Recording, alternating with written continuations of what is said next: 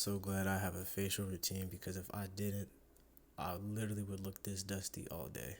But basically, let's hop into it. So, first off, we're going to start with washing our hands. Why should we wash our hands? For those of you who lack common sense, street smarts, or just logic, basically, your hands have bacteria on it from all the stuff that you're touching and doing within a normal day. So, putting that bacteria on your face obviously is going to be counterproductive to cleaning it. So, a non negotiable first step is wash your hands.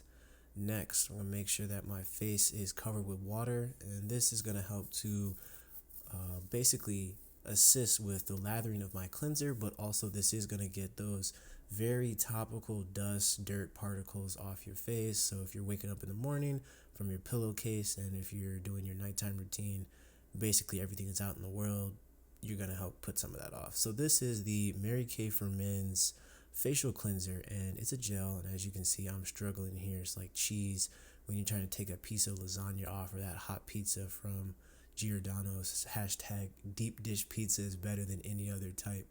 But in any case, I'm taking this cleanser and putting it in 5 areas. So that's forehead, nose, chin, and then both cheeks. And then you start to lather. And the one thing I absolutely love about this cleanser is that it lathers so nice, right? Because as men, we're visual creatures. I mean, if we see something we like, you know what I'm saying? That's how we operate. We're visual. So being able to see the suds in my mind neurologically, I'm trying to sound like a scientist here. Basically, what I'm saying is that it makes me feel as though I'm actually cleaning my face, because some cream cleansers, while you know they're working and you can feel that there's product on your face, without that visual confirmation that you see suds, because soap suds basically equals you cleaning something, right? So this really helps with me for that. And as you can see, I'm just getting all over my face, so forehead, cheek, nose, ears, etc. And then just rinsing off the cleanser, because obviously you don't want to leave soap on your face, so it can break you out.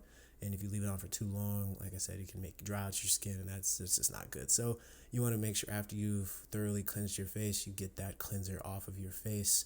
And typically, I would recommend using a washcloth or some form of a facial towel for this part. But I mean, this doesn't have exfoliating. Ugh, got some hair there, nasty. That's the struggles of the beard growth. But like I was saying, if you have, you know, exfoliating granules in your cleanser, those can be dangerous if they get in your eye, if you're splashing water, which is why they also recommend that you don't cleanse your face in the shower. But basically, in this scenario, it's pretty safe, so I figured I could do it for the video.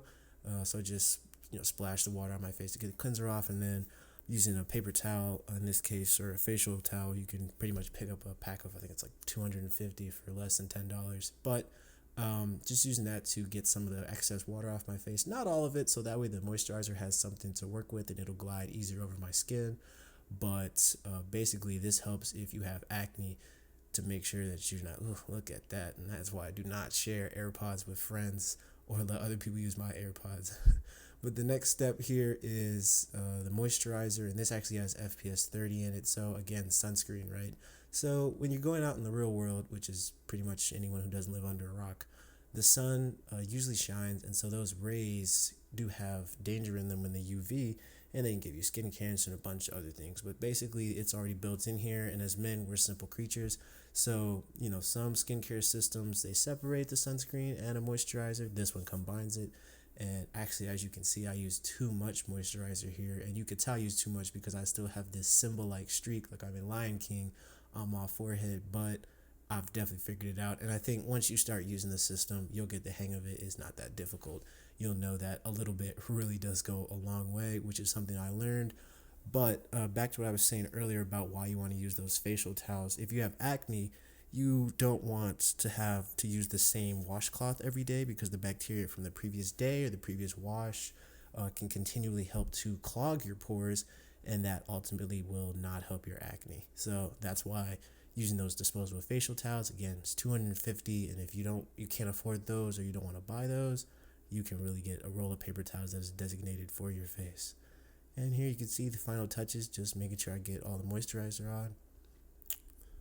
Smoothing in. Hit my blue face real quick. Blue face, baby.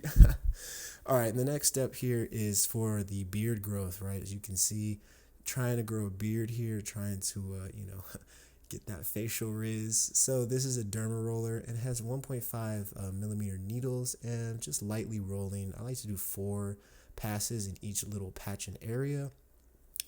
That's not a science, that's just my personal preference.